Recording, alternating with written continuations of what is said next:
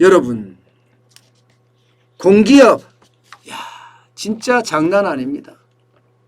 공기업은 너덜너덜하다 그렇게 이야기할 만큼 뭐 빚더미에 올라앉았습니다. 완전히 빚더미에 올라앉았어요.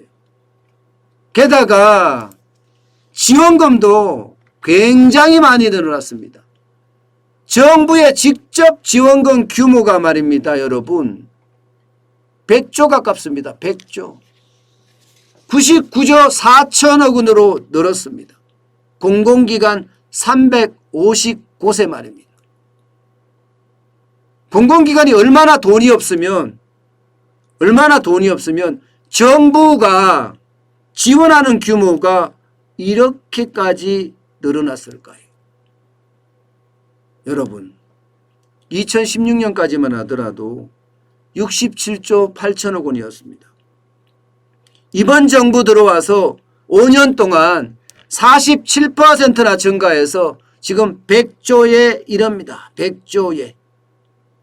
비율도 마찬가지예요. 정부의 어떤 직접 지원 그 비율이 공공기관 총수입 중에서 10.6%에서요. 올해는 13.24%로 5년 만에 2.6%포인트나 상승하게 됩니다.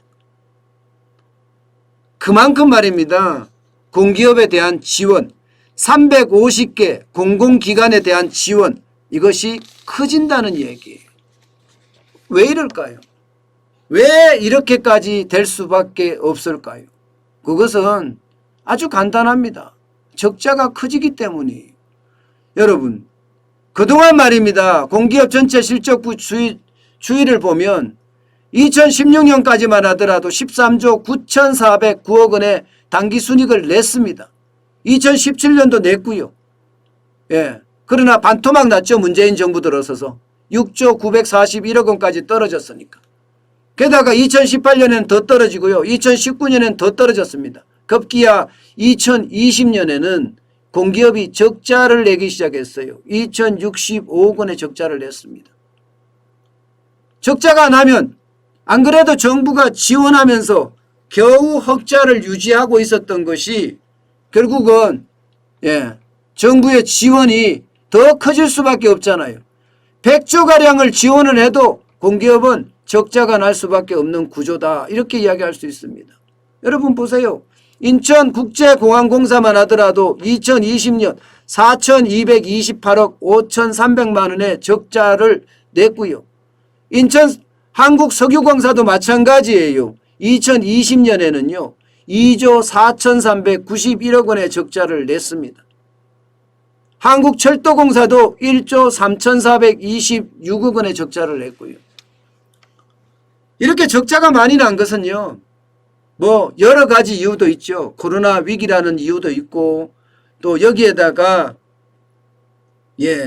어떤 비정규직의 정규직화라는 이유도 있고 또 직원들의 연봉이 너무 많이 올라간다는 이유도 있고 다양하게 있습니다.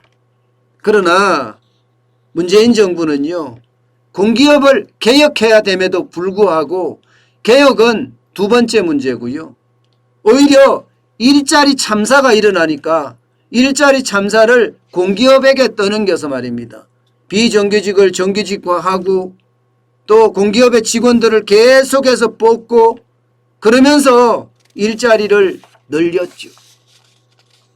결국 10만 명에 가까운 공기업 인력이 늘어날 정도니 앞으로 적자는 이제는 불을 보듯 뻔합니다. 시간이 가면 갈수록 공기업 부채는 늘어날 수밖에 없는 구조예요. 지금도 여러분 공기업 부채 적은 게 아니에요. 2020년 기준으로 544조 8천억 원이 공공기관 부채입니다. 엄청난 금액이에요. 엄청난 금액. 2016년에 500조에 대비하면요. 거의 44조가량이 늘어났죠. 44조 5천억가량이 늘어났습니다. 2021년은 아마 이거보다가도 훨씬 더 늘어날 겁니다. 그만큼 말입니다. 대한민국의 공기업 완전 빚더미다. 이렇게 이야기할 만큼 공기업은요. 앞으로 경쟁력이 얼마나 있을지 저는 그것도 좀 두렵습니다. 그것도. 언제나처럼 말입니다. 이게 효율성이나 효과성을 중심으로 해서 기업을 경영해야 되거든요. 공기업도 기업이기 때문에 궁극적인 목표는 이윤 극대화예요. 그런데 공기업이 공기능을 너무 강조하다 보니까 이게 이윤 극대화는 두 번째 문제고요. 정부의 정책을 수행하는 쉽게 말하면 그런 부서로 전락해버렸습니다. 그래서 공기업의 부채가 이렇게까지 늘어나고 있는 것 아닌가 저는 그렇게 생각을 합니다. 우리 경제가 좋아지려면 공기업의 건전성도 굉장히 중요한데 나라의 부채도 1000조가 넘어가고 공기업 부채도 544조가 되고 이렇게 되면 정부가 떠안아야 될 부채는요. 연금 충당 부채 1000조까지 포함을 하면 적어도 2500조가 넘습니다. 대한민국 국가도 엄청난 부채를 안고 있다 이렇게 해석할 수가 있지요.